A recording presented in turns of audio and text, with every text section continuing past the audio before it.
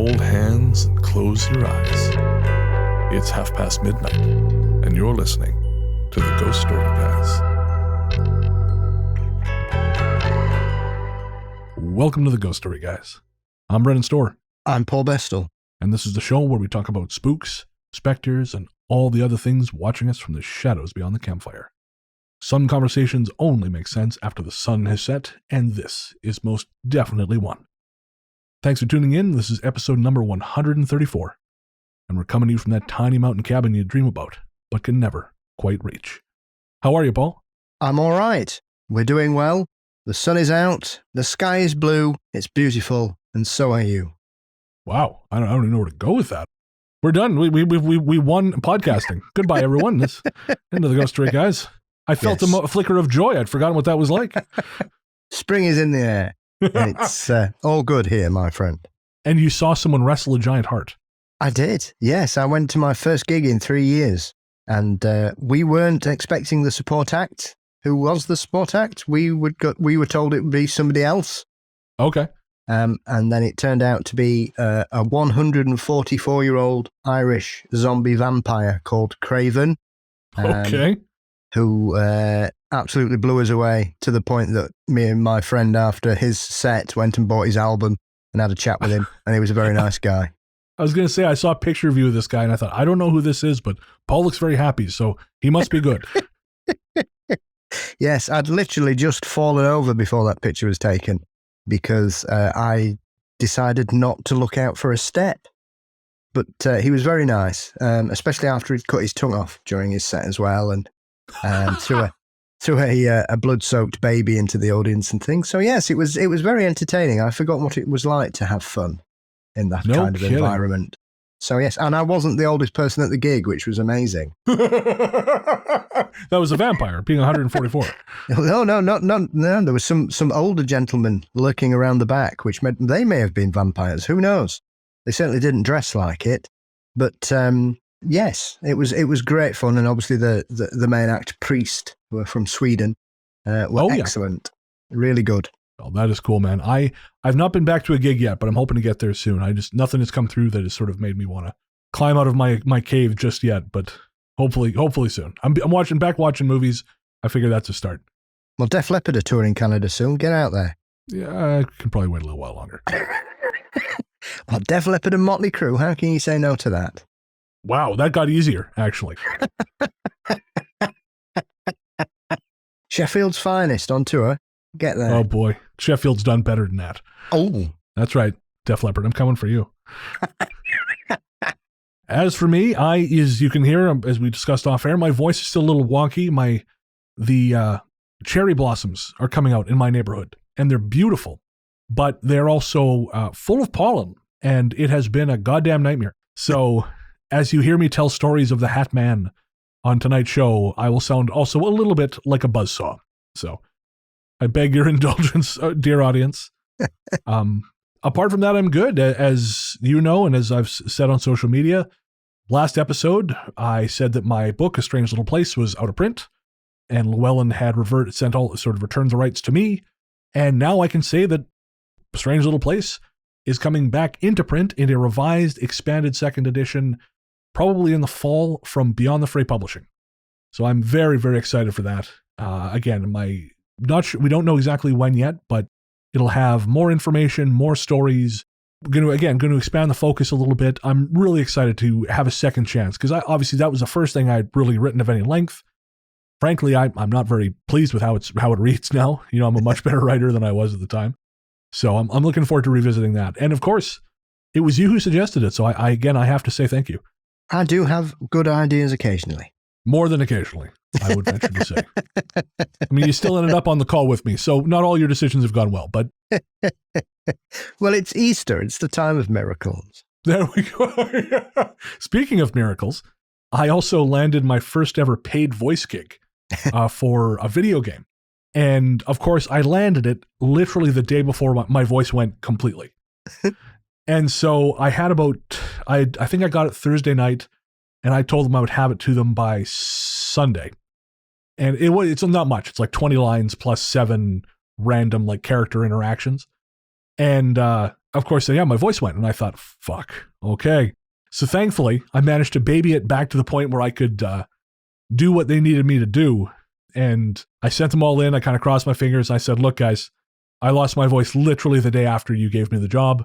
I did what I could. Hopefully, the nature of the role is such that sounding a little more gravelly is not necessarily a bad thing. So let me know if it's a problem. I can re-record it. They like it. So I don't know when that's coming out, but it's on. There is a listing for it on Steam. I'm not going to say what it is yet. But yes, my first ever voice acting gig. And that's pretty cool. Excellent. Well done, you. Thank you, sir. And yeah, so that's things are actually good. I'm in a good place, which has been not the case for a while now. So this is kind of nice. It's nice to have a moment of peace. Although I say peace, there's a major demolition project happening directly across the street from my apartment. So every morning at first light, I'm woken up to what sounds like the world ending. So balance in all things.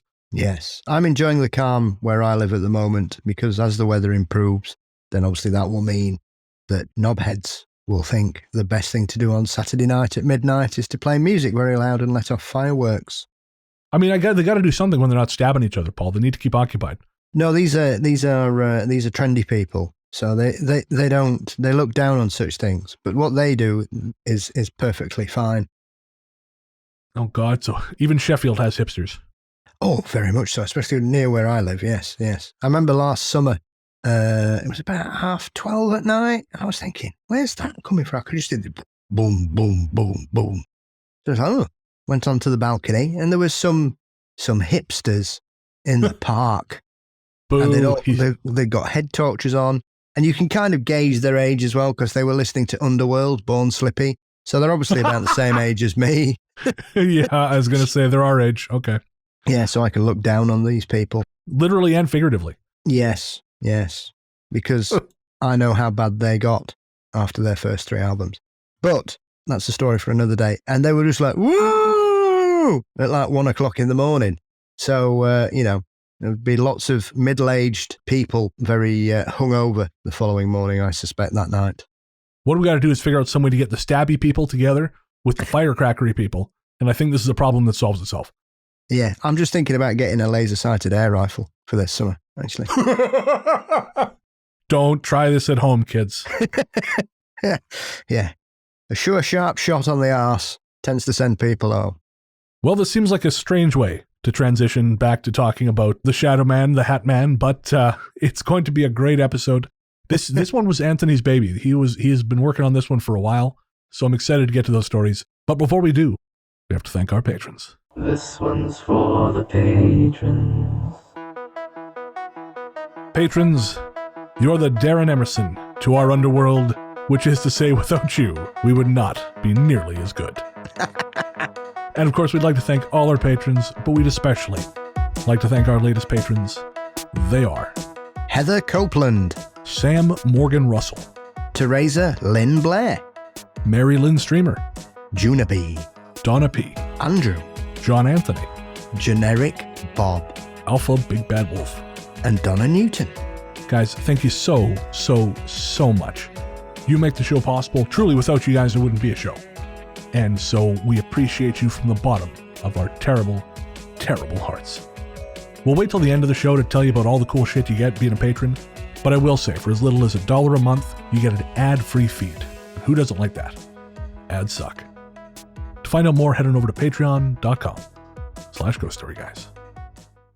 Now we're going to take a quick break, and we'll be right back with Tales of the Hatman.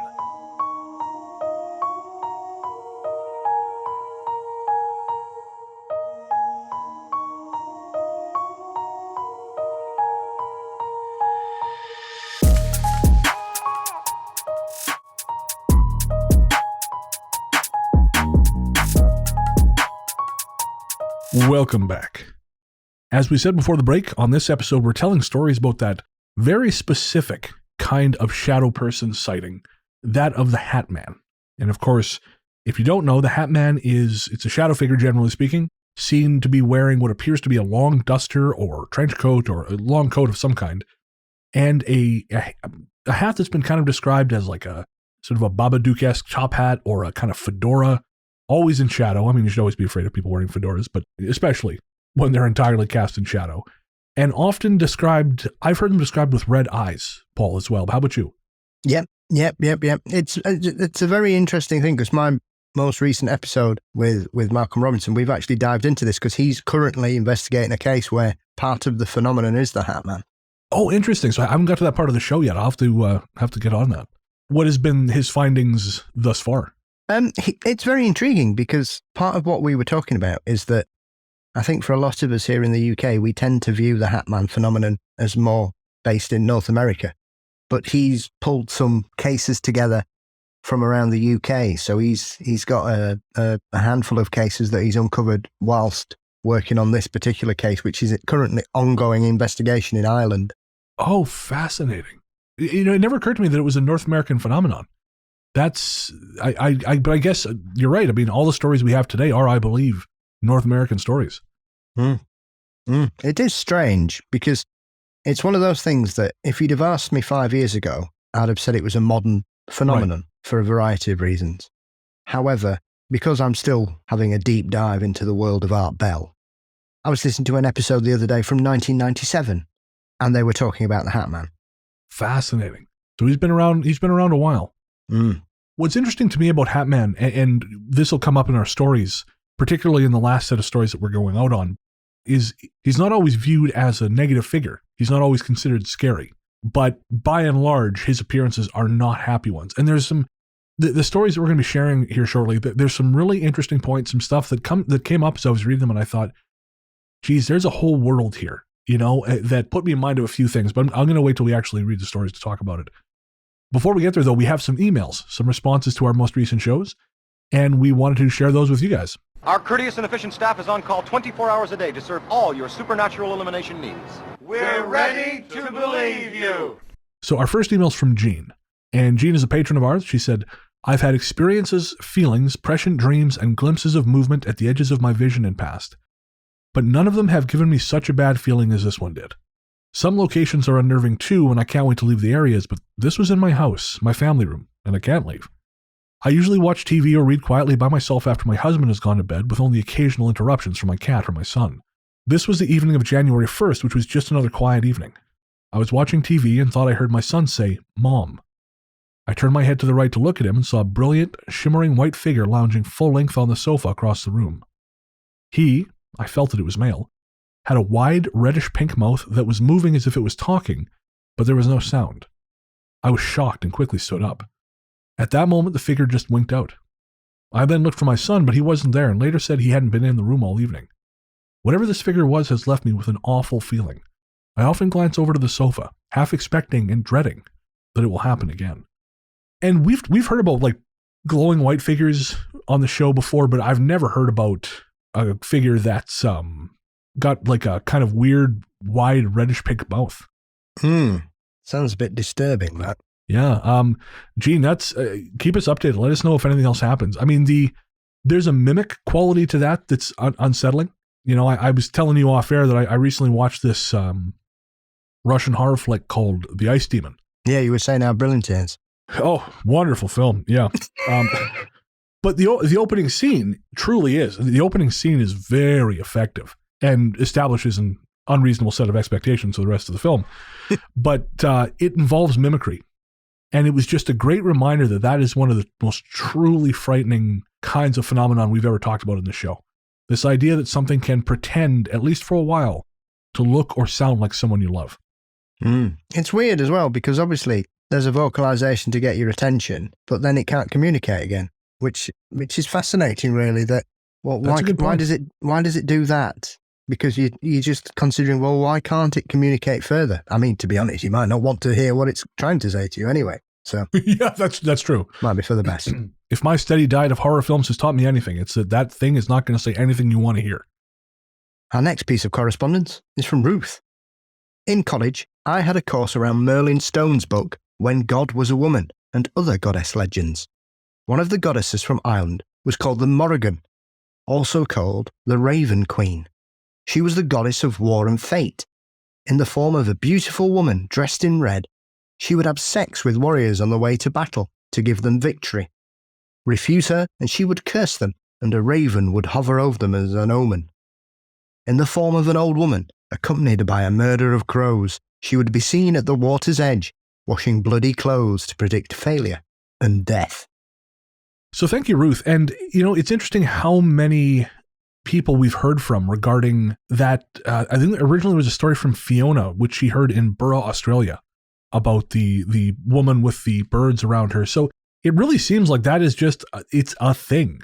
We kind of talked about how like we hadn't heard any specific mention in ghost lore, but it just seems like in general folklore and mythology, that's just a given thing. So it really, really raises some questions.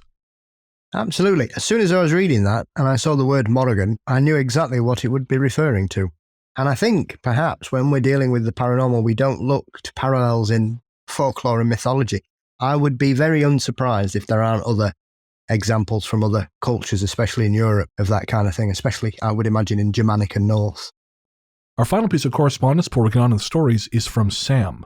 And Sam says, Connor's story about the sunflower field from this week's episode reminded me of a similar experience I had when I was younger. I would visit my great-uncle Gene in the summers. He and my Aunt Betty lived in a house he built himself on the outskirts of a tiny Appalachian town in Kentucky. His house was very rural. Water was from the well, electricity from a generator, wood stove for heat, no TV, no phone line. This was like 1999, well before cell phones were widespread here. It was completely off the grid. There was a Dollar General in town, but Gene and Betty mostly grew, canned, and hunted their own food. As an adult, I learned that when he came back from Vietnam, he decided he was done with humanity and became a hermit in the woods. Well, that's fair. I loved it there. I would basically become feral. No shoes, no supervision, no baths, sticks in my hair, a well and truly wild child. That sounds pretty great. I'd run around all day in the woods surrounding the house and play in the creek. I was little. I'd say 5 to 6 years old at the time the story takes place. One day I was doing my usual stuff, catching crawdads in the creek, trying to sneak up and pet a rabbit, hitting trees with big sticks, making flower crowns and bracelets out of clover and dandelions. This sounds amazing. And I found this super pretty meadow with all kinds of purple and pink flowers. The meadow was shady but not dark, just cooler than the 90-something heat in the sun. There was a blue cast to the tall grass, and it was so soft. So I sat down in the middle and was playing when I must have fallen asleep. I woke up at dusk and wandered back to the house for dinner. I went back to that meadow a couple times that summer and some following summers. But when I asked my Aunt Betty about it when I was a teen, she looked at me like I was crazy. Gene had passed away by that point. So I went to look for it. And I've looked a couple more times in my later teens and early 20s. I'm 29 now. I've never found it. I did find a pot field, though. Careful there. I have a story about a guy who found a pot field that was not his, and it ended with a shotgun being poked in his face. And I knew that land very well. That was my story, by the way, listeners. That was not Sam's. Sam keeps better company than I do. And I knew that land very well. I know where it should be, but it's not there. I came to the conclusion a while ago that the meadow doesn't exist in a way I can access as an adult. It's sort of sad because it was so beautiful and such a happy place for me. Knowing what I know now, I do wonder if I was wandering through the good folks' realm. I'd love to hear your thoughts. Man, Sam, more and more, the more I hear these stories, the more I have to acknowledge that may be possible. That may be something which is happening. And what's really interesting too is that your age in that story is the same as the age of the people in several of the stories we're going to be telling. A lot of these stories happen when these people were 5 years old, 6 years old. There's something about that time of life that seems to allow a certain kind of maybe mindset that just permits these things to become more possible. I mean, the fact that the grass was so soft, I mean, I told this story on that episode, but when my uncle had his heart stopped on the operating table, as I mentioned, he talked about being in a field full of flowers, and he said the flowers were very soft. Everything that he touched felt very soft, and he was surrounded by people, but he couldn't see their faces. And so that, I don't know, that feels too close to be a coincidence. What do you think, Paul? It resonated with me because I've got a memory of something to do with someone finding a field of blue grass. Interesting. And it seems like it's like a dreamlike moment, but they've been walking and they come across a field of blue grass. And I can't place it, but I've certainly come across something similar in the past. But it is interesting. I mean, especially when we're talking about the ages of some of the people who are having these experiences. Obviously, a child's field of vision is far wider than an adult's. And as you develop into your teens, your your vision narrows. So you lose your ability to see things on either end of the spectrum, which is often one of the things I believe which allows children to be able to see certain things that adults say aren't there. Because Oh, so you mean physically, just in terms of actual visual acumen? Yeah. I did not know that. Yeah. And I think most kids lose it all by the time they're 13, and then you just get your vision. Fascinating. Man, we get shitty as we get older. Yeah, absolutely. So, yeah, it's one of those faculties and little foibles about things like that where, when we were talking about imaginary friends, obviously kids can see a bigger spectrum of light at that age. So who's to say they aren't actually seeing things, and us silly adults just can't see what they can. I mean, this is almost more than that, though, because this isn't just seeing. This is going to a place that other people can't go. Yeah. There's something to that. That's something, as I've said before, I've always been obsessed with that. And I don't necessarily know why, but I've always gravitated towards books where that's possible. Of course, the film Midnight Special. Have you seen Midnight Special with Michael Shannon? So I won't say anymore. I don't want to give it away, but the idea of parallel worlds does come up in that film. And there is something about that resonates with me. And again, could just be I'm interested in it. Maybe I'm just a big old nerd. I mean, we know that. I am a big old nerd. But I do sometimes wonder if there's something else to it. And I wonder, if there's some idea to this sort of suffer the children concept, this idea that there is, you must be this innocent in order to ride the bus. If there's something about you that allows you to pass through, if there are membranes that separate one place from another, maybe there's something about kids that allow that to happen. I don't know, but it's fascinating stuff. And if anyone out there, if you have a story like this, even one you think, that can't be possible, write in and let us know. ghoststoryguys@gmail.com. We would love to hear about it. I especially would love to hear about it because, like I said, I'm fascinated by this. It's just something that has interested me throughout my entire life. And one last thing before we jump to the stories. Like I said at the top of the show, the Hatman episode, this is something Anthony put together. And we've been sort of working around to it. And what's really interesting about it, in addition to just the great stories he found, is that he put the first batch of stories together in March of last year. And then I believe it was maybe within a week of that, he came from where he's living now in northern BC. He came to Vancouver Island. And I want to say the day after he left or the day after he arrived here, his wife, Krista, who is, I believe, a listener to the show. Hi, Krista. She observed the Hatman in their home. But she did not know Anthony had been doing this research. If I'm not mistaken, he was standing in the kitchen in the evening one night. She observed this thing standing there, and it's been a year. I can't remember the whole story, but it's almost like there's a summoning involved in a way. So as we go through these stories, let's hope that let's hope we're not summoning anything. What say? I'm dealing with a haunted chessboard at the minute, so anything's possible here. Well, now you got to tell me more. We can't just go to the stories on that. I must know. Well, apparently the other day, Julie was just sat in the front room and one of the pawns decided to throw itself off the chessboard. Oh. Perfectly flat. They're made of marble as well, so they're not light things. And it just threw itself off the chessboard onto the floor. Okay, then. Watch this space, listeners. Clearly the smoking ghost likes to play chess now. You have a poltergeist. Poltergeist. Okay, that's better. That's better. And now, on with the stories.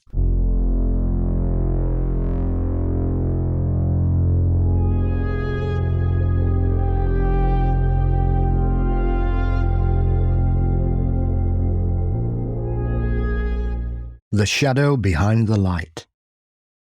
When I was just a little kid, my older sister and I would always stay over at my grandparents' house. At that time, I was 5 and she was 7. I had another sister back then, but she was too young to sleep over. Anyway, whenever we slept at my grandparents' house, we had to share a room and a bed. The room that we stayed in was on the 2nd floor, next to a bathroom and my grandparents' bedroom. The first time my sister and I slept over, like I said, I was 5. Some may say that I was too young and don't remember it too well, or that I just made up what happened. I thought that too until my grandmother blocked the room off from the rest of her house. All it took was when I told her about the shadow behind the light. Now you might be wondering, what happened or what shadow? Here's the story. My oldest sister and I were getting ready for bed the first night over at our grandparents' house. We were so excited but also nervous because it was our first sleepover. Anyway, time passed quickly and we were all tucked up in bed. Our grandfather went to bed early while our grandmother stayed awake. On the other hand, we couldn't fall asleep. After staying up and talking for a few minutes, my sister grew tired even though she was wide awake.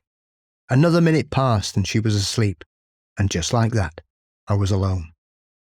I rolled over to get more room on the bed, but I ended up frozen. I saw the lamp. It was a tall lamp in the room, and light shined into it from a window, but that wasn't what made me freeze. There was a figure, or as I like to call it, Shadow Man. The Shadow Man wore a top hat, and that's all I could make out of the figure. I stared at it for what seemed like an eternity, and yet it didn't move. So me, being a kid, I thought that it was just the shadow from the window shining inside the room, but I was wrong. Right as I was about to turn back to face my sister, it moved. The Shadow Man was moving towards me, so I did, like only a 5-year-old could do at a time like that. I screamed, and it went away. I don't know where it went, but it was gone. Of course, my whole family woke up and came into the room, and then I realized it wasn't just 9:30 p.m. It was 4 a.m., right on the dot. This went on every time I slept over, but then I got older and it stopped. That's when my grandmother shut down the room. Now I'm 16 and I still see the Shadow Man in my nightmares, so I do ponder if it was real or not. But one thing is still off about it all, because every once in a while, everyone in my house will bolt up awake at 4 a.m. and we all don't know why. What I do know is whatever the Shadow Man is, it isn't good. So this is the first story where the 5-year-old thing comes into play. And like I said, that's going to be significant. We're going to see that a lot in the stories to come. But something that really jumped out to me here was the 4 o'clock thing. The fact that the family wakes up at 4. And the reason I think that's significant is because I think it's good we don't get hung up on these sort of notions that popular entertainment and even shows like ours and even our show has presented us with, this idea that 3 o'clock is the real witching hour, and bad shit happens at 3. Yeah. And then when something happens at 4, you're like, oh no, 3 o'clock is when the bad shit happens. And I mean, one, I think it's hilarious, this idea that as the day sucks more and more, everyone's up later, so we got to keep pushing the witching hour back because the witching hour is not scary if everyone's awake.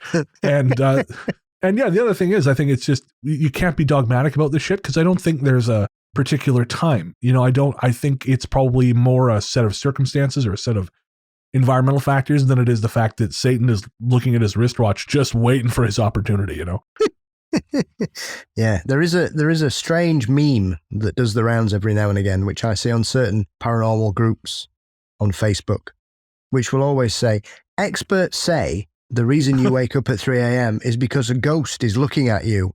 And it's one of those where you think, well, which experts?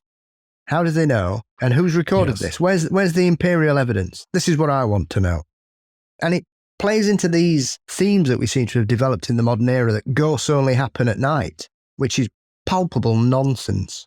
And most people who have had the experience of visitor or an experience, I would suggest that 90% of them happen in the day.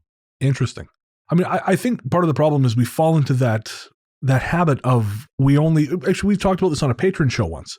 We had a patron say, why do we only ever see ghosts in Victorian dress, And we said it's because people like to tell the stories they know, the things that fit. So those are the stories we tell, right? Because these shows are about, in most cases they're about, being scary and causing fear. And again, we do the same thing. It's fun to be scared. But I think we end up falling into tropes. And the problem is, people kind of just take those tropes and go, oh, this is all there is, So it's a dark and stormy night, or it happened at 3 a.m. And then it becomes, as you said, it becomes easy to kind of go, oh, well, experts say. Well, one, I just read Amy Bruni's book, and not that I ever considered people in like the television paranormal field to be experts, But a lot of the stuff she said, I thought, yeah, no, I was very much correct in assuming that there is not exactly a level of technical mastery going on here. That's not a dig at Amy. She talks about some stuff she saw that makes me think, yeah, okay. That's about what I expected. But yeah, I think we become sort of slaves to these notions and assumptions, and it colors the way we see these things. And certain stories will have a cutoff point where people tell the modern version rather than the actual historical version. Bloody Mary is a prime example of that. Right. You've got the stories about the ghost children that push your car up hills and things, which is quite funny when you look at things from the 90s going, oh, these cars are moving and nobody knows why. Well, we do now. And yet you will still hear people go, oh, well, it's ghost kids pushing it. Well, it's not. It's false perspective. It's been proven. Move on. I imagine what hell that is. You die as a child and you spend your eternity pushing some asshole's Prius up a hill. Before we read the next story, we're going to take a quick break to pay the bills, so make sure to keep your fingers poised above that skip 15 seconds ahead button. Hello. Hey, Bren. It's Steve the Cheese Demon. Oh, hey, Steve. What's up? Well, I wanted some advice. I have no idea what kind of advice I could possibly offer an eternal monster, but hit me. Well, being an eternal monster, it's hard to make new friends. I get to know people for maybe 15 seconds before throwing them into unending hellfire. There's just no time to ask them their opinion on Cannibal Holocaust or the best Mario Bava film. 1, it's overrated, and 2, a Bay of Blood, but that's beside the point. If you want to meet cool people who share your interest in horror, why not check out ChillerCon UK? What's ChillerCon UK? It's a 4-day horror convention in Scarborough, England. It runs from May 26th this year to May 29th. This year it is back and better than ever, with guests like filmmaker and podcaster Mick Garris, writer Grady Hendrix, publisher Gillian Redfern, and with a packed weekend of panel discussions, interviews, workshops, book launches, readings, coffee clatches, and much, much more. This is a place to be if you love the horror genre, whether as someone working, or hoping to, in the field, or as a fan. That sounds way better than shouting at people as they begin an eternity of torment. Do you ever think your job is a contributing factor to your mental health? No. Why? Never mind. For more information on ChillerCon UK, including where to look for accommodation, head to chillercon-uk.com. Thanks, Brian. Hey, I know sometimes this is weird, but would you sing me that lullaby I like? All right. I like big butts and I cannot lie. Oh, that's great. ChillerCon UK. I guarantee you whoever you meet there will be less weird than this. Liquid Vision. This happened in a relatively new home in a small neighborhood in western Massachusetts. I had a loving family and, apart from what I will talk about here, a normal childhood. I'll start out by saying I don't remember much from my early childhood, but these experiences stand out vividly. It started with terrifying, vivid, recurring nightmares when I was maybe 6. These nightmares seemed out of place for a kid who's never allowed to be exposed to violence or horror content. A common one included me desperately trying to jump up on my bed while a large snake slowly approached me from my hallway. As it slithered closer and closer, I would feel pure, unadulterated terror, and when it would eventually strike me, I would wake up in a sweat. One of the worst nightmares was where me and my father would be standing in front of a hallway that branched off to the left and led into my parents' room. 5 to 10 humanoid-like figures would bound out of the darkness of the hallway and proceed to eat both me and my father alive. I could hear him screaming as they reached him, and when they eventually reached me, I would wake up tingling where the humanoids had first bit down onto me. These dreams persisted for the next 4 years, until I was 10. The dreams were only the beginning, though. I remember starting to feel like I was being watched at night in my bedroom. The darkness in my room became oppressive, and I'd be overcome by dread. It felt like every molecule in that room had stopped moving at once, as if something was about to happen, but I couldn't say exactly what. This is when I first saw him. My bed was situated with my head against a wall, and my feet pointed towards a window. To my right was a door leading into another room. To the left of that was a door on the adjacent wall, leading into a Jack and Jill bathroom I shared with my sister. There was just enough light from the window that I could see the outline of a tall black figure with the outline of a top hat sitting on its head. Since this was at least 10 years ago, I don't fully remember what his face looked like, but I do remember seeing some sort of liquid reflecting light where his face would have been. I quickly ripped the covers over my head and sat there frozen with terror, unable to move. This went on for many, many months. Every time that sense of dread filled me, I knew he was there, but would not dare to look for fear that he would attack me. There were times that I was so convinced I was not going to make it, I screamed for my parents, and they always came running to find nothing. My dad always assured me nothing would happen to me while he was there, but I knew if this thing wanted to do me harm, there was nothing he could do. By the time I was about 8 years old, the nightmares had become more graphic and more frequent, as did his visits, always filling up that doorway, always standing, always watching. Up to this point, I had never been physically touched or attacked by it, but then that changed. One night when I was hunkered down beneath my sheets and that familiar feeling of dread washed over me, I froze in my bed just as there was a scraping noise from the bathroom and something grabbed my leg through the covers. I lost my freaking mind and started bawling. I jumped out of bed and beelined to my parents' room where I stayed for the night. That was the last time I was ever touched by the Shadow Man, but he was there most nights until we moved states when I was 10 years old. All right, so to our listeners, this is all just happening as one. But Seamless. But for you and me, yeah, you had a major computer crash during that story. And we actually had to switch platforms. We had to switch from Zencastr to Zoom because Zencastr just stopped working for you completely. Yep. Everything else was working fine. Just nothing. Not even getting an error. Just sitting there staring at me judgmentally. To be fair, my computer should have been judging me 10 years ago, not now. Well, my computer could still judge me, I guess, but let's not dwell on that. So this was really interesting because, I seem to recall elsewhere hearing stories of really profound nightmares and really horrifying nightmares coming from kids who'd never been exposed to violent media. I don't know if I've said before, but my very first nightmare happened when I was probably 4 or 5, thereabouts, and it was quite gruesome. I may have discussed it on the show. I'm not going to bring it up again, but it was quite gruesome, and there's absolutely nothing that I'm aware of that I had seen which would have presaged any of that. And in this case, the fact that the nightmare involved humanoid figures eating him and his father, that really, really caught my attention. What do you think about that? It's a very disturbing dream on a variety of levels because, like you say, unless you kind of indulge in those kind of things, then you would kind of say, oh, well, maybe, it's an overactive imagination. But even still, to have such a graphic visualization of a situation is quite terrifying. And the fact that that came before the appearance of the Hatman, again, sometimes dreams are just dreams, but I also think that maybe it's possible this was some kind of lowering of the defenses. This idea that, I saying some of this stuff, I recognize how wacky it sounds, but ever since reading Dion Fortune's book about psychic self-defense, and this idea that, there can be attacks. I mean, even ever since, having that nightmare recently and waking up in my hypnagogic hallucination to see this fat brown spider kind of walking away from me. I wonder if there are things out there, and this is going to kind of feed into actually something else about the story that really interested me. But I wonder if there's things out there which just feed on fear. We've talked about that many, many times before.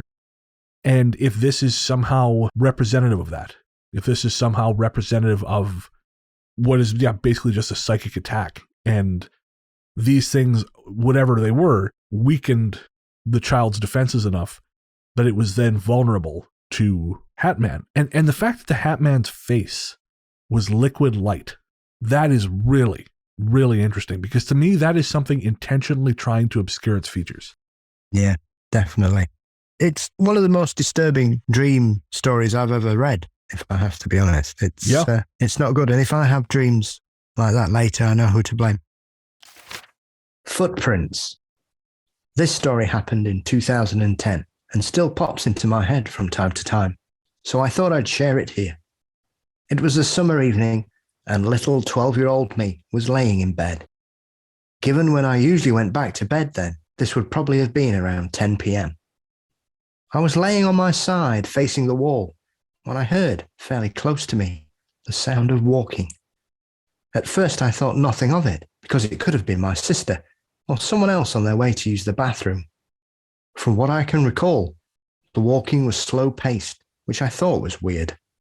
The walking then stopped, but I didn't hear the door open for the bathroom, and I would have, since it was right across from my bedroom. After facing the wall a while longer, I decided to turn over and face the rest of the room. When I flipped over, I gasped and froze. I couldn't move at all, and I was holding my breath. I'll never forget what I saw. A tall man, dressed in a long black coat and big hat. He was very tall, and I know this may sound odd, but he was even darker than the pitch-black room around him. He was standing at the farthest corner, staring at me. He didn't move whatsoever, and neither did I. I don't know how long it lasted, how long I was holding my breath. It could only have been a minute, but it felt like forever. I can't even describe the terror that came over me when I saw him standing there. Then, in the morning, I just woke up. I don't even remember falling asleep or exhaling. One moment I was staring this thing in the face. The next, I was waking up. Now, some of you may be thinking that this was all probably some kind of dream or even sleep paralysis, and I might have even agreed with you had it not been for the 2 large footprints in the carpet, right? Even in the light of day, they were right where the man had been standing. For years after that, I refused to sleep in my room because I was afraid of seeing him again. Thankfully, I never have, and I hope I never will. And I'll be totally honest, this one was a borderline one for me because there's really nothing we haven't heard in these other stories and we won't hear in these other stories. But the fact that it left a physical trail and a trace, again, that's actually what kind of made me think, I'm not so sure about this. Because my wife was a CSI when she was in England, and one of her specialties was footwear. And so she talks a lot about when we're watching shows, she'll say, oh, look at those footwear marks. So I can't help but think about these things now. And so I find myself thinking, what kind of footwear was the Hatman wearing? And I want to know. I want cast impressions of his, Doc Martens or whatever the hell it was, his Blundstone boots. Winkle pickers. Yeah, exactly. What kind of footwear are they? Is it comfortable footwear? Does he have a bad back? Sketches. That's right. New Balance. You look like someone's dad, but they're comfortable. And that's why I always wear Adidas. So that one, I'm again a little bit borderline, but I do appreciate the fact that it was 10 o'clock and not 3 a.m, 3:33 to mock the time Jesus was crucified. It's just, oh yeah, no, I went to bed and I saw some weird shit. Because when I saw those bats when I was a kid, it was not that late. It was just dark. Was there anything about the story that jumped out to you? Well, I always like you pointed out there, leaving a physical impression in any kind of paranormal encounter is always enticing. But that shows a presence, doesn't it? But it also shows a weight for them to have left an impression. But then again, do you think... I was thinking that. Do you think, was it a case of he simply vanished when our storyteller woke up and that's why the footprints were still there? Because if they'd left that impression, that would have to have been a really heavy weight. So does that signify that this presence has some kind of physicality, or is it a weight of emotion that leaves these impressions? I think it's a very intriguing aspect of it. And like you say, it kind of lifts it from other ones because, you've got the sleep paralysis and the feeling of fear and dread. And then suddenly it's morning and you've woken up. You don't remember falling asleep, which often happens in some of these encounters that people report. But to then wake up and kind of get the full stop on Nightmare Alley is not the best way to come round, I would suggest.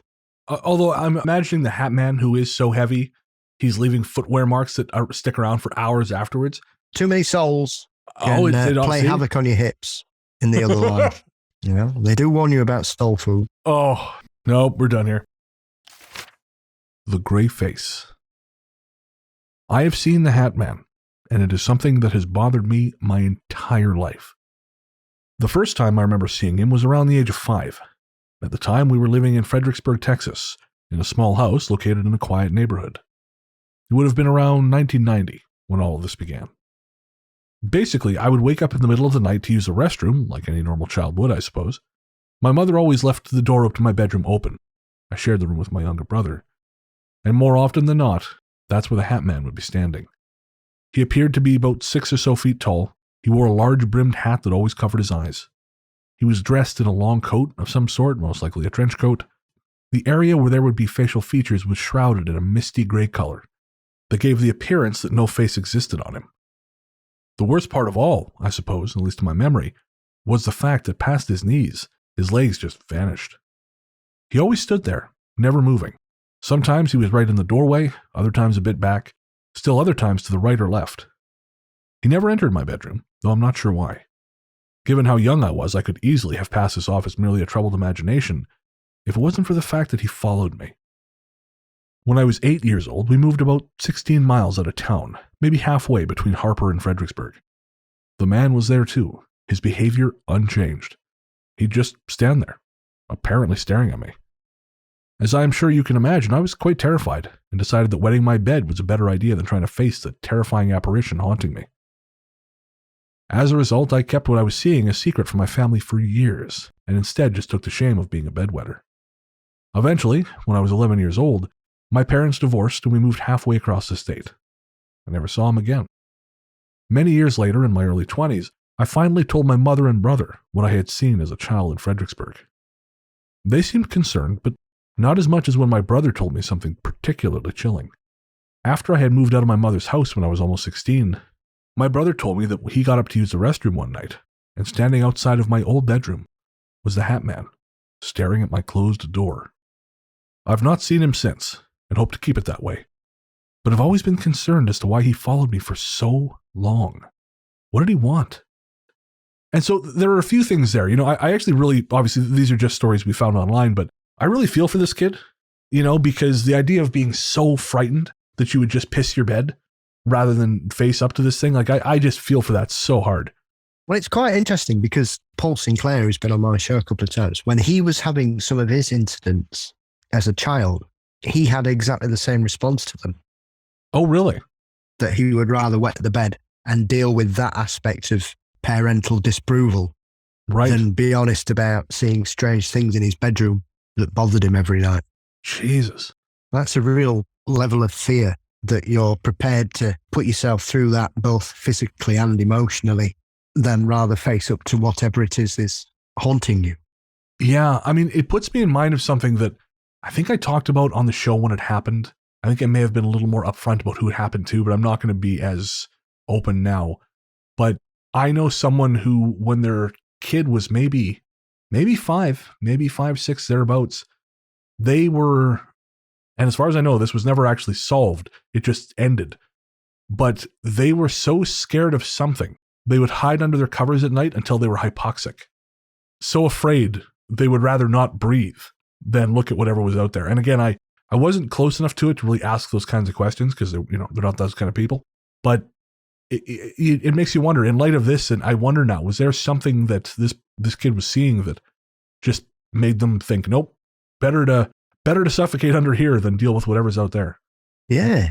I mean, it is a very strange thing because, bedwetting is something that's often framed in some kind of psychological framework. That's a very poor choice of words there. But often there are completely rational reasons given all the time. And yet, when we deal with situations like this and we hear the stories like this and we speak to people that have gone through very similar things, it certainly puts that kind of situation in a different light. Is it simply something psychological, or are these people actually prepared to put themselves through that than rather face whatever's going on outside of the bed? And the other thing that jumped out to me here was the fact that this shadow man's face was also obscured, but this time not by a liquid that reflected light, but by a kind of misty gray blob. And the fact that this has turned up in 2 different stories from 2 different people that I found in 2 different places on the internet, or pardon me, that Anthony found in 2 different places on the internet, this suggests to me that this is a conscious choice, not by the witness, but by whatever it is they're observing.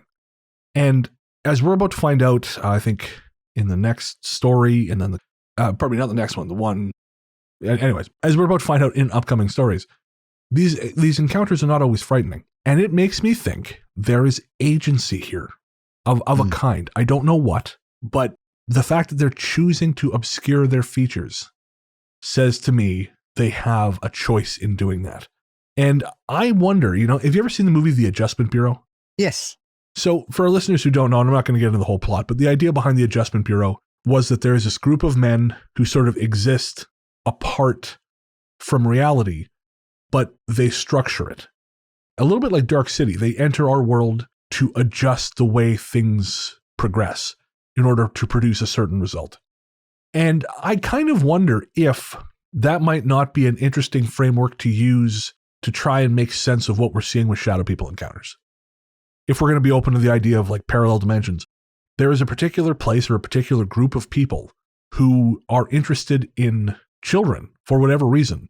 And some people are trying to take care of them and protect them, and others have more nefarious things in mind. And it just seems to depend on who you get. What are your thoughts on that? Well, it's an interesting question, really, isn't it? Because often there are numerous encounters where people do have a positive response to it, incredibly. But the thing that makes me wonder about all this when people say, oh, well, it's just sleep paralysis or it's a psychological imprint on your memory and that's why you're seeing these things. Well, I've said this a few times to people when we've been talking about the Hatman and shadow people. I could understand if people were seeing shadow people who are wearing baseball caps or flat caps because they're everywhere in certain areas, in certain cities, in certain locations. Loads of people will wear baseball caps or flat caps. Right. When's the last time you saw somebody wearing a fedora or a top hat? Yeah. I mean, I have a friend who has a bowler hat, and I wear a pork pie hat that some people seem to think is a fedora, which greatly upsets me. So these aren't things that children will culturally pick up on. Sure. They don't see them. There are no established characters in the modern pantheon, and I'm using my experience here as an uncle who is forced to watch a wide variety of international cartoons where characters wear fedora hats. They're just very rarely seen. And when you go out, you will be struck if you see somebody wearing one, because these days it's so unusual. 70 years ago, fine if people were seeing these strange, dark shapes wearing wide-brimmed hats. Fair enough. Everybody was wearing wide-brimmed hats at that period of time. Nowadays, nobody does. So where's this memory coming from? Why are people seeing these shapes? What does this shape reveal about us? Well, again, this idea of like the haunting bureau, the Hatman bureau, this idea that there's these groups of people somewhere out there who have this interest in us. Maybe their world, maybe they have a uniform, or maybe in their world, people dress a certain way. At this point, we're well off into woo-woo land, so it's hard to say with any kind of certainty, but that sort of also allows you the freedom to speculate and the freedom to ask yourself, okay, so maybe there's a sideways world that developed differently. We assume that it's going to be like ours, right? We assume that there's going to be, sideways ghost guy wearing a sideways baseball cap with, back in like 2000, he had frosted tips and he's got now, I don't know, an undercut or whatever the fuck it is they have. I'm not up on these things, Paul. But I wonder if part of the reason we have such a hard time making sense of this is because we're dealing with a group of people or a whole world which has progressed in a completely different direction from us. Maybe anyways, I could go on. There's so many things and that's why I think movies like Dark City and The Adjustment Bureau are interesting, because they sort of depict a group of people who exist in a world which is more advanced than ours because they have access to ours and we don't have access to theirs. But it appears to be non-digital. And for us, we think the very height of technology is digital technology. So maybe this is a group of people who have figured things out that we never did. And they never had, the same kind of industrial revolution we had. I don't know. I'm at this point, I'm just throwing chalk at the board, but I love noodling on this stuff. Yeah, very much so. I mean, it also takes you into the realms of Men in Black and things. I mean, why do they always dress like that? Because they stand out like a sore thumb as well. In my dreams, I drowned. In the summer of 2012, my family took a holiday to Brittany in the north of France and rented a caravan in a local site. Frankly, the site was beautiful. There was a nearby beach, nice sports facilities, a large pool and a brilliant restaurant. For the first few nights, things were great. I slept well, had a good time during the day, and was truly beginning to relax. Then, my younger brother, who was 6 at the time, began to say things that particularly unnerved us. One night we went to the bar for dinner and began to watch the Euro 2012 final. Over dinner, conversation was flowing, and we began to debate whether death was really it, or you could carry on afterwards. My younger brother then told us that he believed you could go on after death. We all shot him a funny look. He rarely offered his opinion on anything, and on a subject like this, we expected him to be terrified. But he sat in his chair, resolute as ever, and told us he believed that. When I asked why, he told us about the man he talked to last night. He said the man had told him that he was already dead, but he wasn't gone. My dad, who's quite a spiritual man by all accounts, probed him further. All my brother would say was that the man wore a top hat and a trench coat. The next day we didn't mention it, it was all but forgotten.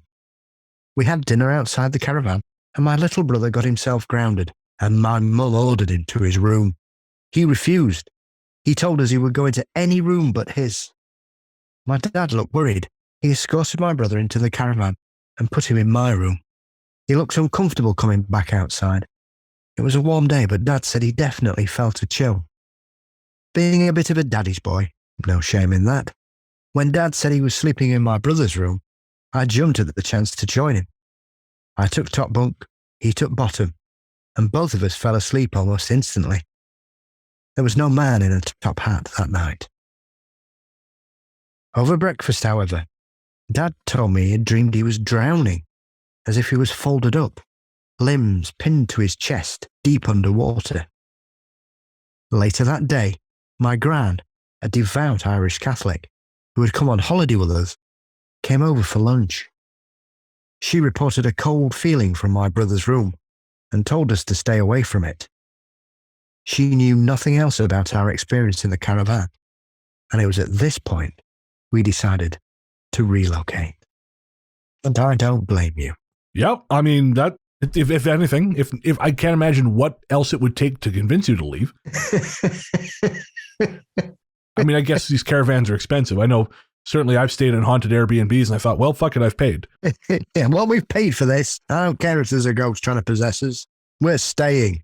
Welcome to the Amityville Caravan Park. Oh, so it's fake and not real. That's perfect. They just charge you more for it. Welcome to the Waverly Hills Caravan Park. Okay, that's a little more sobering. Our keen-eared listeners will recognize that from episode, I can't remember the number, but that was a story we told in the Haunting of France episode.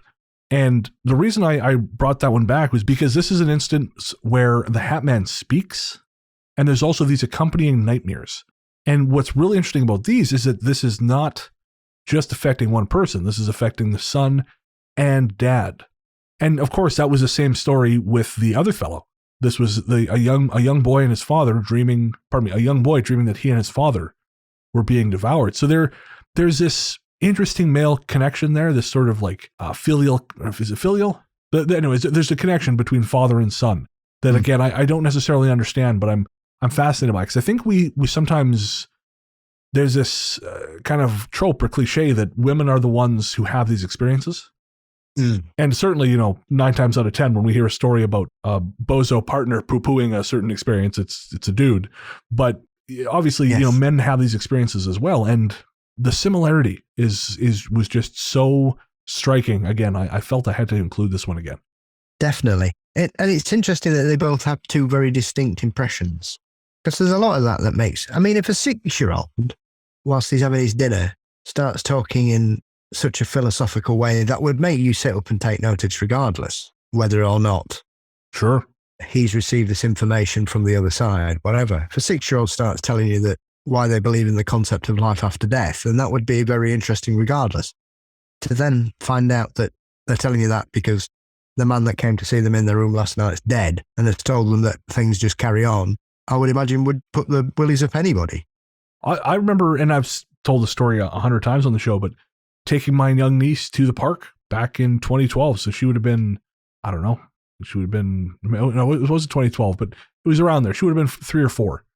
And I was pushing her on the swing and she was looking up at this tree and she was just saying things like, it's too late. It's too late for me. It's too late for mommy. And I said, what are you talking about there, sweetie? I said, who are you talking to? And she goes, ghost. And I said, oh, okay. Do you like that? And she kind of went, no. She said, I'm scared. And I said, okay. I said, well, we'll go to, I didn't make a big deal out of it. So let's just go get in Uncle's car. We'll go to a different park. And we went to another park and shouldn't speak about it again. But when I came home that afternoon, I told my sister what had happened, and she said, oh, well, she watches Scooby-Doo, and there's always a ghost in Scooby-Doo and stuff like that. And I thought, I mean, sure, I think that might explain where she gets the word ghost, but the fact she's talking to something in the trees that she then applies that word to, I don't think Scooby-Doo necessarily explains that. Yeah. I'd also like to point out that it's never a ghost in Scooby-Doo. That's the punchline. Oh, that's a good point. Yep. It's always a man dressed as a ghost. Well, unless Spider-Man or the Predator was up in the tree, I think this was not a man dressed as anything. But what's really interesting is that park is at the bottom of a place called Farwell Hill, which is a very haunted part of Revelstoke. And there, long time ago, again, I've spoken about this on the show before, but I had a dream about being taken by two children down a set of steps, which, long story short, took me to a place where dead people lived. And in the dream, those steps were on that hillside, which is above the park. So this is all, there is just this particular vibe to all that area. So I don't know, but it all just kind of puts me in mind of this and think, well, again, we've said before, when kids say stuff, it's not good to write it off entirely. I mean, kids say a lot of shit, sure. But if they're talking about life after death for no reason at dinner, maybe investigate that a little further. I mean, especially as well, where they are, Brittany obviously saw a lot of bloodshed. Of course, during the Second World War. So who's to say that it wasn't someone that had fallen during that campaign as well, which adds a bit more gravitas to it all, I think. Oh, now I feel bad for making the jokes I made. Thanks, Paul. That's okay. That's what I'm here for. Burning. When I was about 11, it was around 1993 or 94, I had what I thought at the time was a very realistic and scary dream. As a kid, every bump in the night could have been a ghost or a robber to me. I wasn't necessarily a scared kid in general, but I think anyone at 11 is somewhat still making up their minds on what is real and what is not. That is why when I saw the Hatman, as frightening as it was, I was able to eventually just write it off as a vivid nightmare. I can remember a lot of details about this experience. At the time, my family lived in a trailer, which was converted into a double-wide shortly before this experience.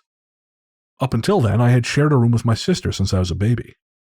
I had only recently gotten my own room, and I had it exactly the way I wanted it. Standing in the doorway looking into my room, my red metal bed was in the far left corner, oriented along the left wall. There was a space of about 1.5 feet at the foot of it, and then my dresser, which was to my left as you look in the room. My closet was on the right, and it was closed. The room was partially lit by a black and white television sitting on the right side of the dresser at the foot of my bed. This meant, as I lay in bed, I would be looking toward the TV and the bedroom door to the left of my dresser. I remember waking up shortly after I was sent to bed. I cannot recall exactly how long I had been sleeping, but it didn't feel like very long. That is when I saw the figure that I now know as the Hatman. He was a silhouette standing in the doorway. The figure had what I thought resembled a cowboy hat on, and he had a very distinct outline. Also, as a silhouette, he had a thin, red-lit outline. It wasn't like shine or a light from behind him, but rather a thin outline attached to him. I was scared. After all, I had just opened my eyes and this figure was there. It was silent. I thought for a moment about who it could be. I had 2 older brothers, and my father is the other males in the house, but the body wasn't the shape of any of them. I remember feeling panicked and holding my body very, very still. I had a thought that maybe if I don't move, it won't see me. I was afraid that if it was a burglar, he may not have seen me in the dark room, and I held as still as I possibly could. Looking towards the figure, it became clear that whatever I was looking at, it wasn't someone from my house. The red outline really kind of made me think something wasn't right. The best way I can describe it was like the blinking light on the front of Kit from Knight Rider, only thinner, and the blinking was all moving around the silhouette of his body in the same direction. It wasn't bright, just lit enough that I could clearly see it as described. I closed my eyes and opened them. He was still there. I closed my eyes again for what seemed like a minute, but when I opened them, he was still there in the doorway in the same spot.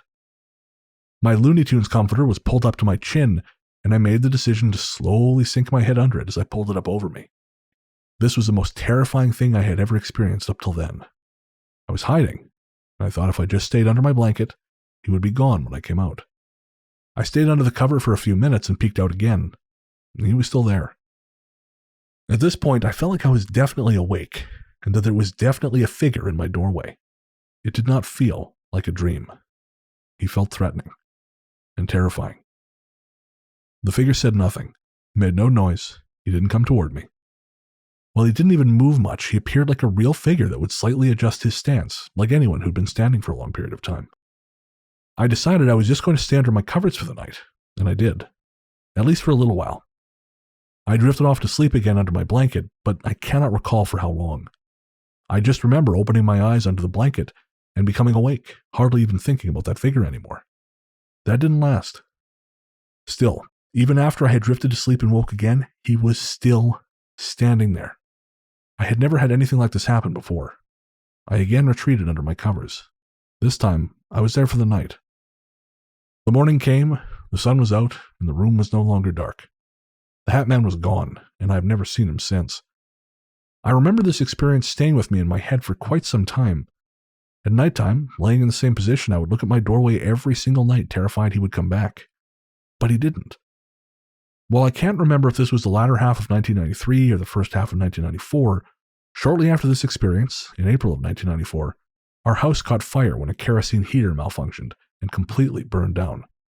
I never related the two instances, or thought the Hatman had anything to do with it, but now I find myself wondering.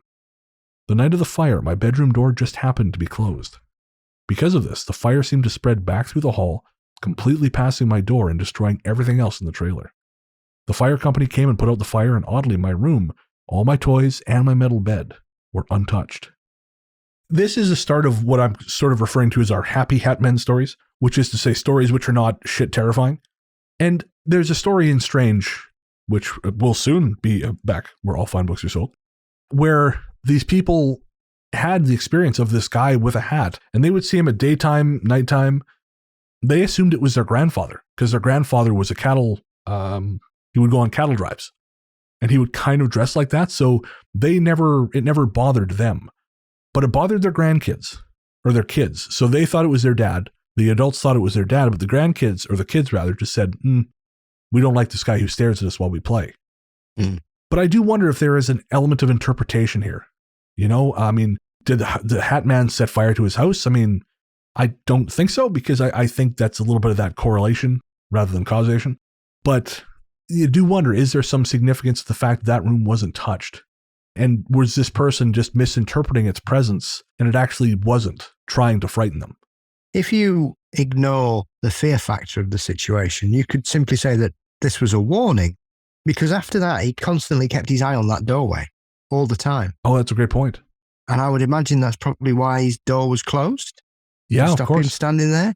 And if the Hatman hadn't appeared, then that door would never have been shut and he would have lost everything. Yeah. So, added to the fact that they had this strange kind of strip lighting sort of running around him, which I love the description of it looking like Kit from Knight Rider. Because as soon as you say that, depending on your vintage, you can immediately picture what it looked like. So, was that a silhouette of flames dancing? Oh, that's an interesting idea. Huh. I'm struck by how limited we are as creatures. You know, as humans, we just have such shitty machinery for making sense of the world around us. You know, we're designed so badly. Everything works, you know, most of the time, but not always. And then sometimes it just stops working for no apparent reason. And we're so afraid. We're hardwired to be afraid because we're soft and squishy, and pretty much everything in the world is equipped to kill us out of the gate. You know, we had to kind of figure out how to make that not happen. So it makes sense that, you know, we just kind of default to fear because we're soft, squishy, sad things. And, you know, that's what's kept us alive all this time. But I wonder if it's hindering our ability to make sense of these things. Absolutely. Well, it's one of those things, isn't it? Not necessarily, because often people would say in the past that encountering a ghost or something may be some kind of portent. And you have this with stories of black shucks, that not all of them are terrifying stories. There are plenty where the shuck is protecting people or guarding them.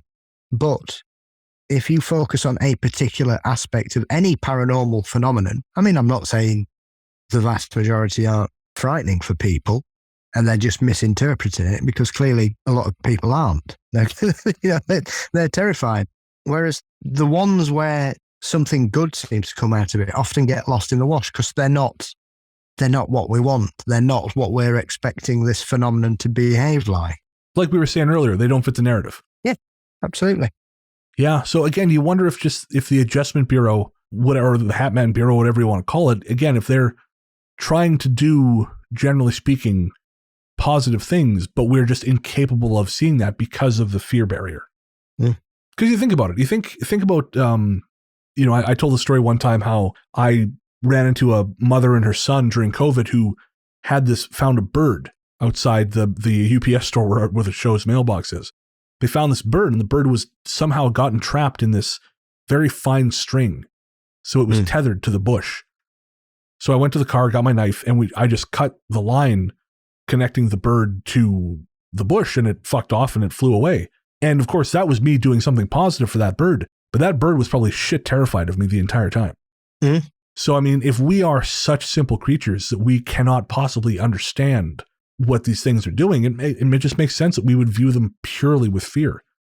Yeah. I mean, there's a very famous piece of footage of a diver who, I think they're swimming with humpback whales, and the whale just suddenly starts to come close to her all the time, and she's really frightened by what's happening.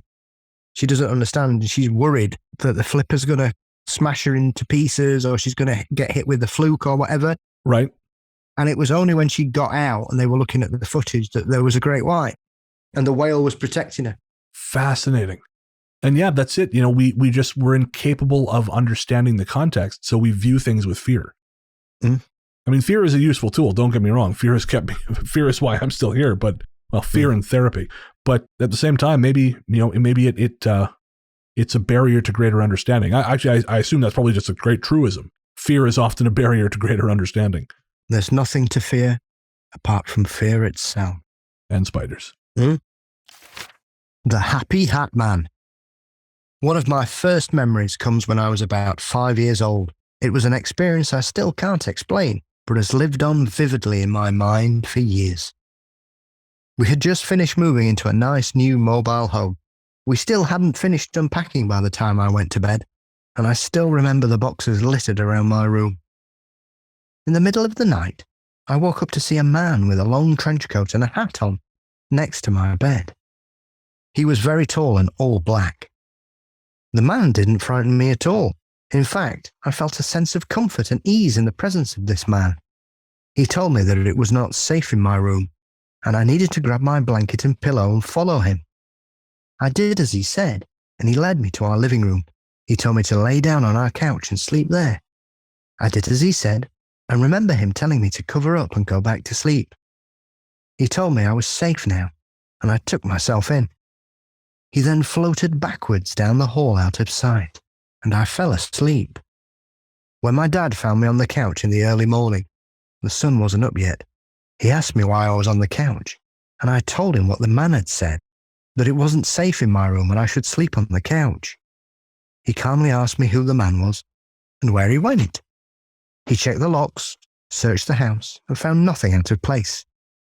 I have never had sleep paralysis, night terrors, or seen this man again.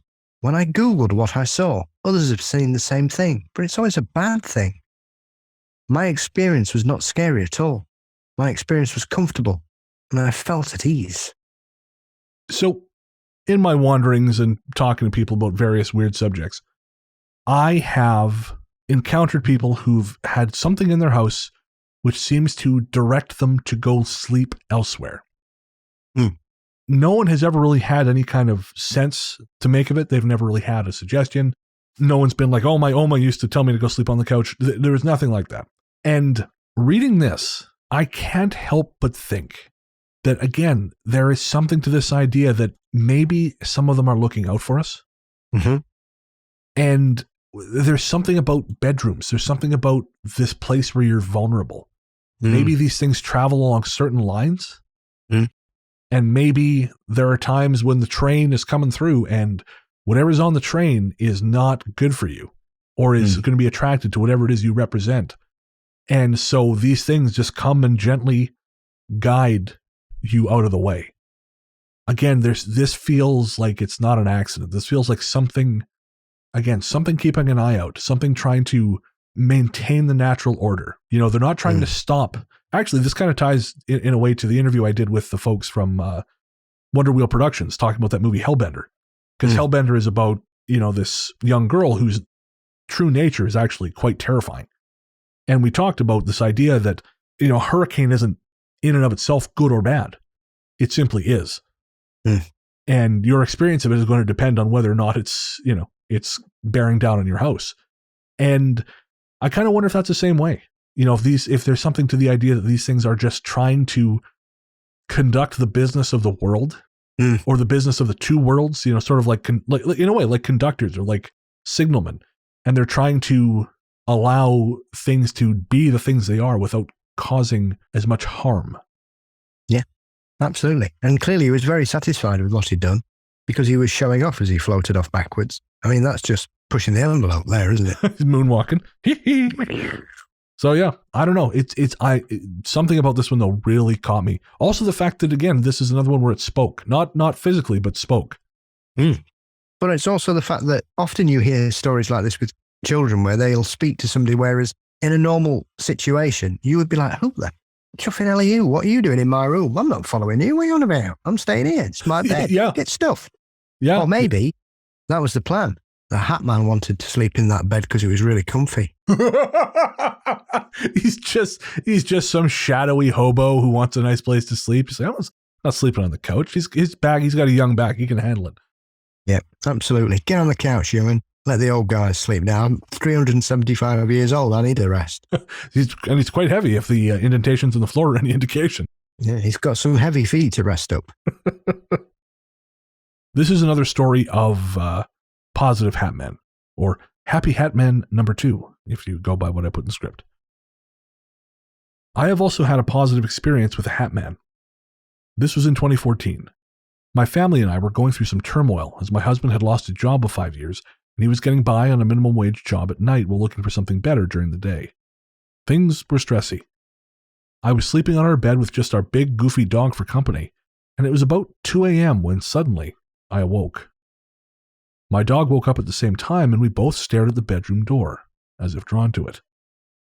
There, leaning around the half-open door, was a tall, very dark shadow man in a trench coat and a fedora, like a giant Humphrey Bogart. Now there's an image.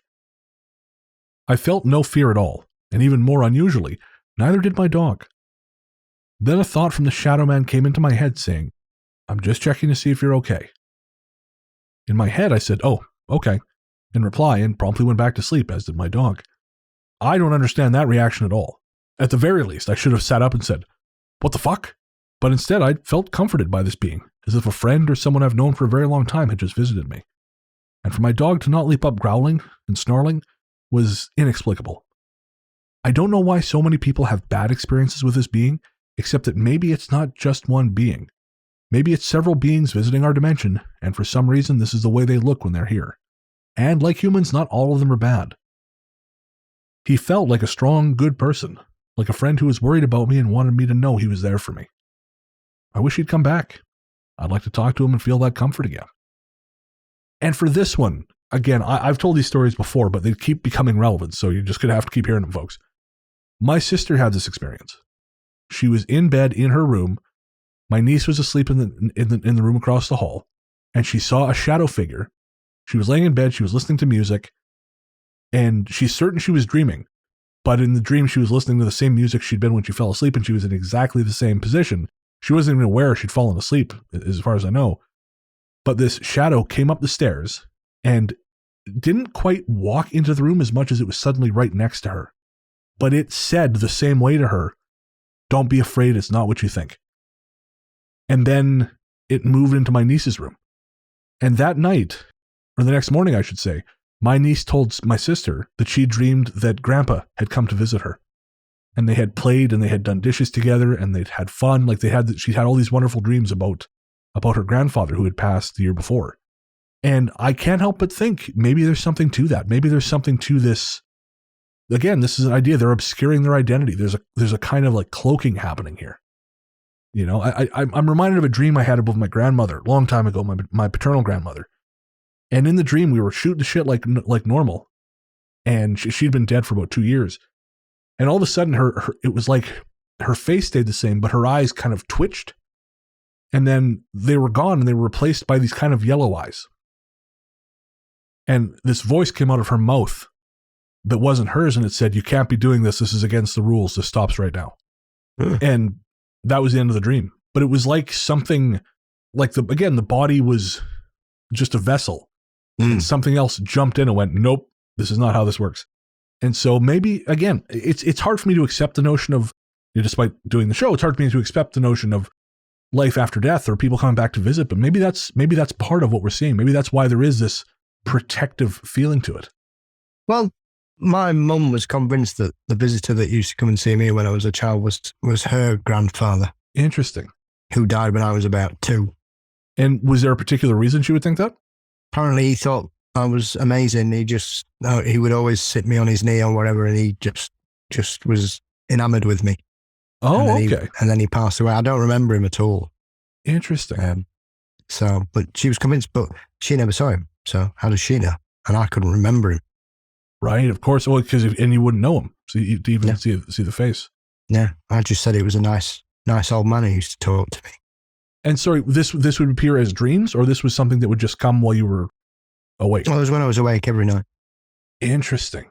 For about 3 or 4 years, till I was about 4 or 5. For about 3 years, till I was about 5. 5 again? Yeah. It's the only room in the house we didn't have any weird stuff happen. It was my bedroom. The rest of the house, it was like, all bets are off. I mean, it's explained so much about Paul, but it's like this, something looking out for you. Or someone. I guess I shouldn't say something. Never know. Could be both. Could very well be. All right, we have one more Happy Hatman story left. My experience with the Hatman happened around the time I was 5 or 6 and was a comfortable one. Like many others I have seen, he was wearing a trench coat, fedora, and had a shadowy face. I could only see him from the collar up because he was looking in through my bedroom window. I couldn't make out any facial features except his eyes, which were looking back and forth around my room. At first I froze, but it was like I didn't even register him. I didn't get the sense he could see me or was looking for me at all. I didn't feel scared or uncomfortable after the initial, "What's that?" I looked away and back, and he was gone. Maybe he was protecting me or looking out for me. Weird stuff did happen in that house, and other entities appeared on the regular, but I only ever saw the Hatman once. Kudos to this person, whoever they are, because if I saw any kind of face looking in my window, I would just immediately die shitting. Especially if you're on the 3rd floor. Well, yeah, that would cause some consternation. Let me in. Paul, use the front door like I told you. The spiritual stair lift's not working. Let me in. That's right. That Hatman guy is wheezing his way up the stairs. He's taking forever. I've climbed up the ghostly grapevine. So yeah, we, as always, folks, we don't have any answers, but we have lots of questions. And if you've had your own Hatman experience, send us a message, ghoststoryguys@gmail.com. You can also leave a message on the ghost line, as we'll tell you here in the next segment. But we would love to hear from you, your theories, your thoughts, your own experiences if you've had them. And hats off, to Anthony for suggesting this topic and finding most of these stories. You were questioning my puns earlier. I had to get one in. Come on. Yeah. It's very interesting, this, because since I started doing my show and working with you as well, one of my friends last year told me about his shadowy encounter that he'd never told me in the 40 years that we've been friends. Interesting. So whether that's because he felt he could open up about it, because like I say, I think for a lot of people, some of these experiences are quite weird. And as a child, you're always told you've not seen it, you've dreamt it, you've imagined it. Sure. Stop being silly. And he was sleeping at his grandparents', and he was just sat in bed, and the whole light was on, and his door was slightly ajar. And then this thing sort of popped around, and he just said it was just a solid black shape. As one of the stories said earlier, it was blacker than black. And he was so frightened, he picked up his Action Man rocket launcher and fired the rocket at him, and it went through it. Then he heard it hit the banister and fall to the floor, and he was terrified. He went, and dived straight under his covers and stayed there till morning. And then he thought, oh, what a weird dream. And then when he got up in the morning, the little rocket was still on the landing ready to land. Well, again, it seems to be such a common experience and leaves me with so many questions that I can't imagine we're going to have any answers for. Although, maybe since we talked about this the way Anthony did, maybe we'll get a visit like he did. Or hopefully you. But have haunted chessboard, would love a game. There you go. Hatman, Sheffield's way cooler than Victoria. And Paul plays, I play chess too, but I'm shit at it. And go bother him. But for now, we're going to take a quick break and we'll be right back.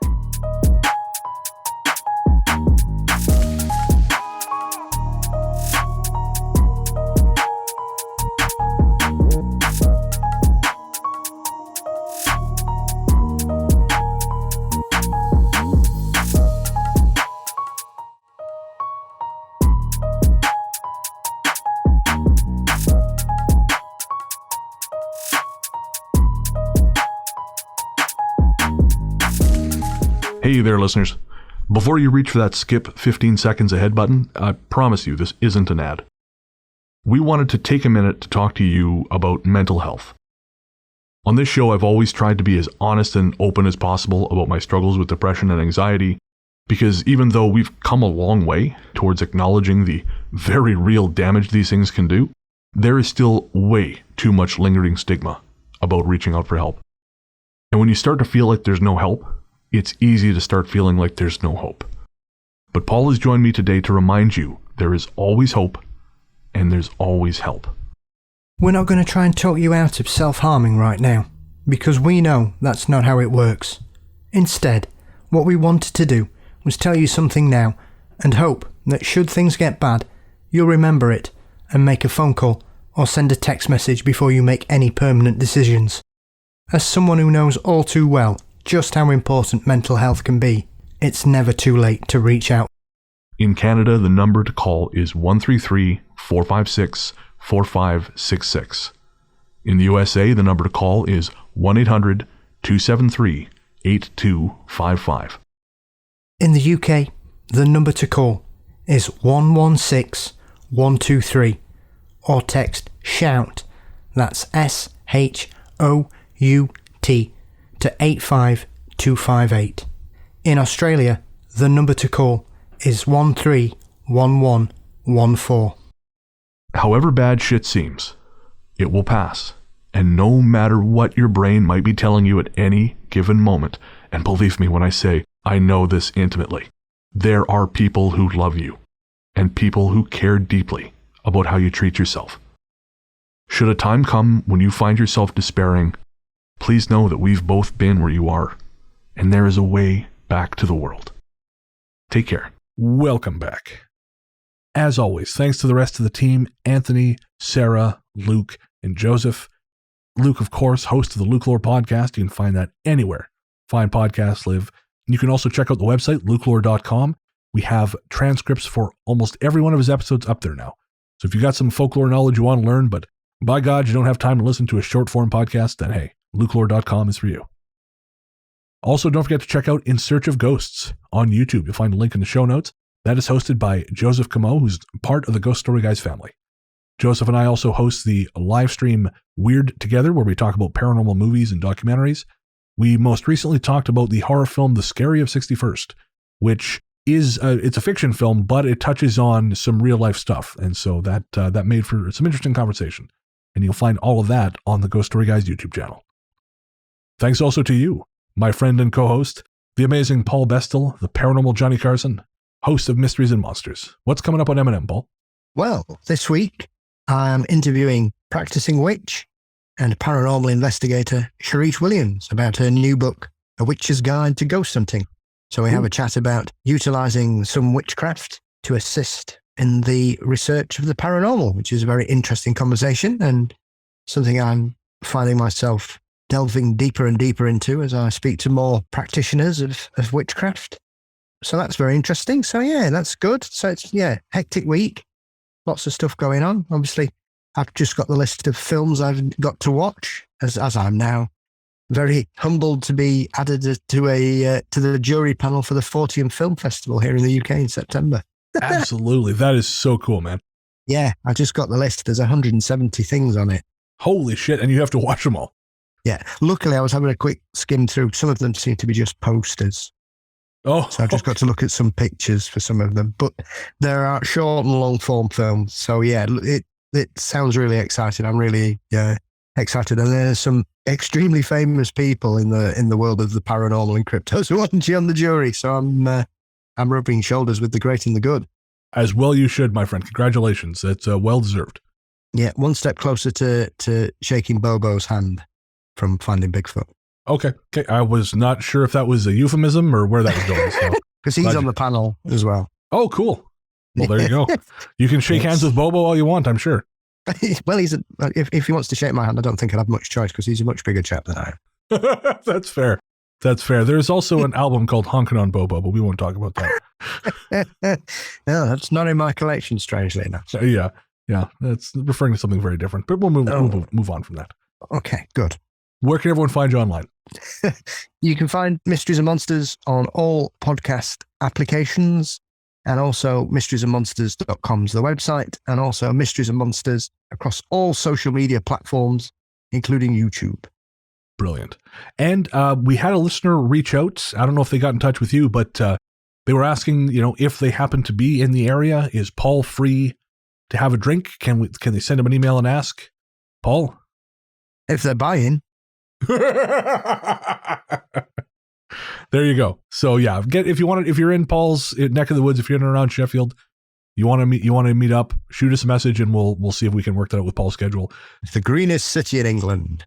It's the most everything city in England. This is a very northern thing, isn't it? Yeah. Well, we're celebrating because we had one of the Afterlife benches put up in my local park. The Ricky Gervais show on Netflix. Oh, okay. Yeah. So they in the UK, they've been and put suicide prevention benches in parks around the UK with a QR code that you can scan on to get assistance if you're having a mental health crisis, or you just need to talk to somebody about things. And it was in the park for 3 hours before somebody nicked it, which is a bit odd because it's not that kind of park. Shall we say? I know I was mentioning earlier it's full of hipsters letting off fireworks at midnight in summer, but they're not usually stealing stuff. So yeah, somebody nicked it. So thankfully this week it's been replaced with a sturdier security system. But it's on a beautiful top of the park, and you look out all across Sheffield. So I'm going to go visit that as well this weekend. Oh, very cool. Well, like I said, if you want to visit the park, maybe we won't say visit the park bench with Paul. That sounds a little too cottagey.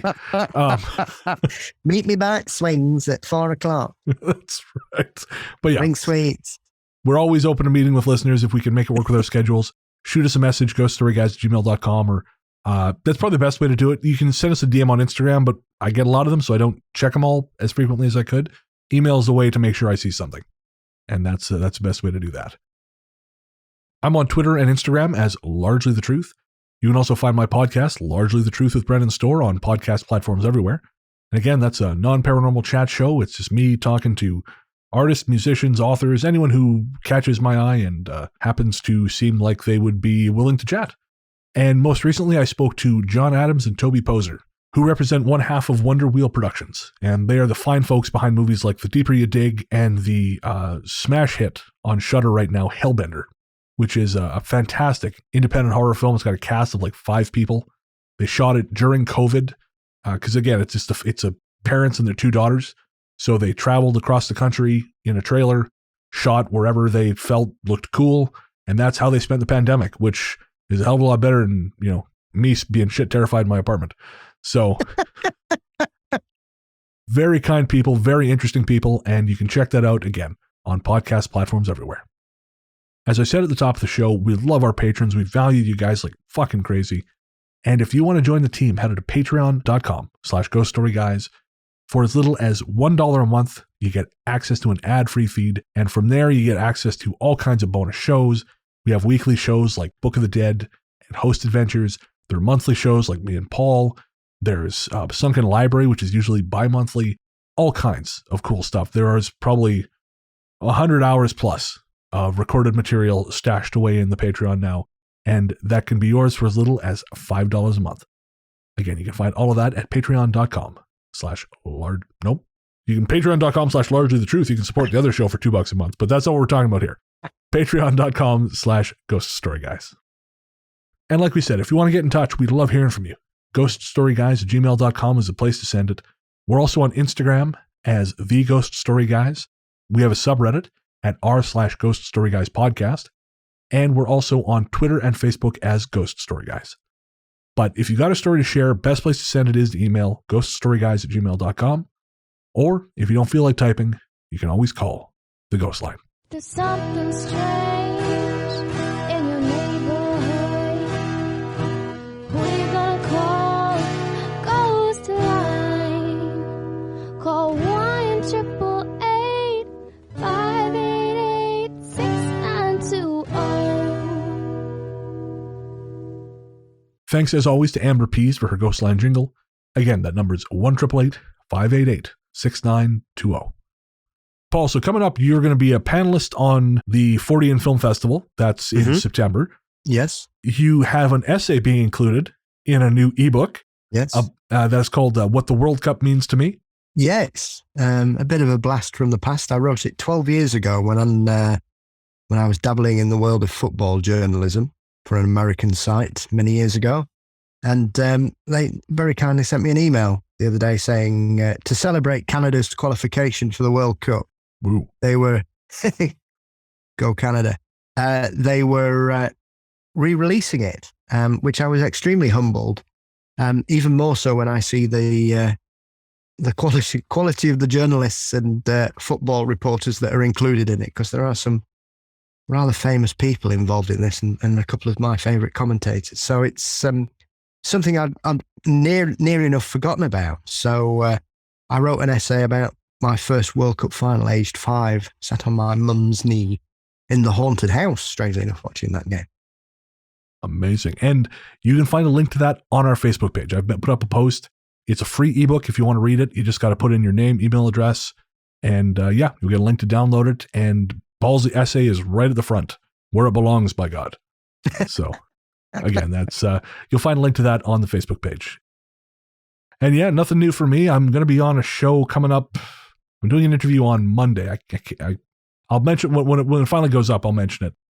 But apart from that, and largely the truth, nothing terribly. Well, I mean, of course, I've got that video game, but I don't know when that's going to be out. And I'm going to see how my performance looks in the game before I tell anyone what it is.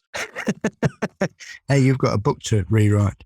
Of course, and A Strange Little Place, which is no longer subtitled The Haunting and Unexplained Events of One Small Town. It is just A Strange Little Place. That is being rewritten and published through Beyond the Fray.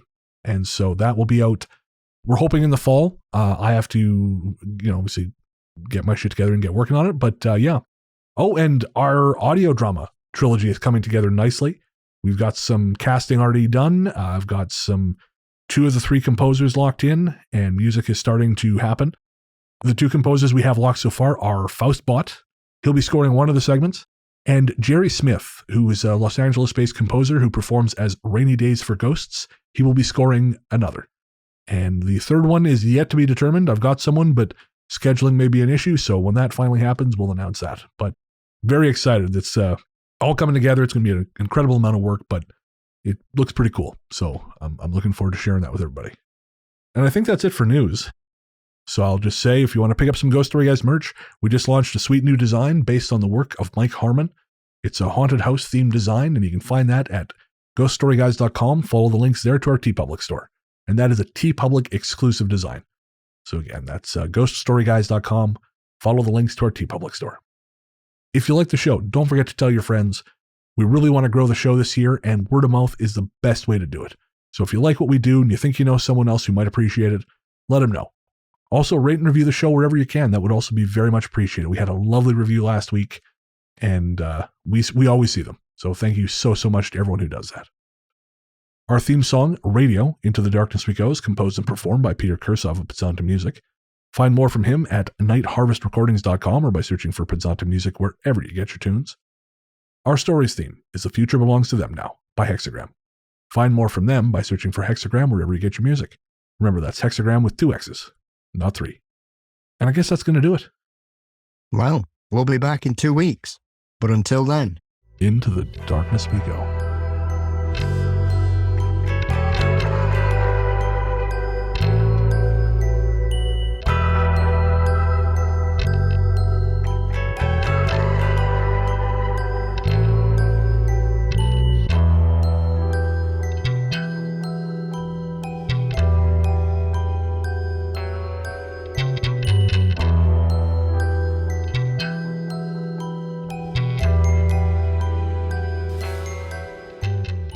So Darren Emerson was part of Underworld but left? Yeah. It's very odd that their quality nosedived. Weird. They've basically been making the same album ever since for 25 years, and it's rather poor to see. Laro, pretend like I know lots about music, okay? Well, it's quite funny. The other week we went out and I bumped into a friend and her husband. Well, I've got to know he's a decent lad. He's a mad football fan, but he's also really interested in conspiracies and stuff. So It was very weird having a conversation talking about football intermingled with like ancient aliens and Eric von Daniken. And oh, by the way, you could do with signing a striker. Oh yeah, what about alien abduction? That's yeah. Hashtag not all ghosts. My recording, yes. Next up is the grave face. That's me, right? Yes. Glad someone's paying attention. And rented a caravan in a local. Singing it there. Caravan. Caravan in the north of France. Oh, sorry. Bring me your spiritual caravan. There we go. Fuck yeah. Nick, she's got this thing where she always assumes people have some kind of like face disease, or like if they have a particularly unique face, she's like, oh, they've got some kind of condition. And she's convinced he's got some kind of condition just because he's got such unusual like facial structure. So I just started calling him. We started with Bone Face, and then it became Boner Face. And so we watched the entirety of X-Files, and I was just, everything was like, yeah, Boner Face. There's Boner Face. Boner Face has returned. So now whenever I see Brian Thompson anything, I think, no, there goes Boner Face. I'm sorry, Brian Thompson. I'm actually a fan. I actually think I saw Lance Henriksen the other day. He's sitting in a coffee shop. Him and an older woman. I'm certain it was him. I didn't want to get, be weird, so I just kind of kept my distance, but I'm reasonably sure. I'm just looking at Brian Thompson's filmography here. He was in Rage and Honor with Cynthia Rothrock. Oh, wow. Nightwish, which I've never heard of. The original Fright Night. Oh, no, you're so... What? There you go. Is he in Fright Night Part 2. I was going to say, the second one, definitely. It's the vampire from the first one's sister. He's one of the main baddies. Oh, okay. Anyways, okay. This is not the Brian Thompson podcast. Not today. Laro, if you're still listening, I'm so sorry.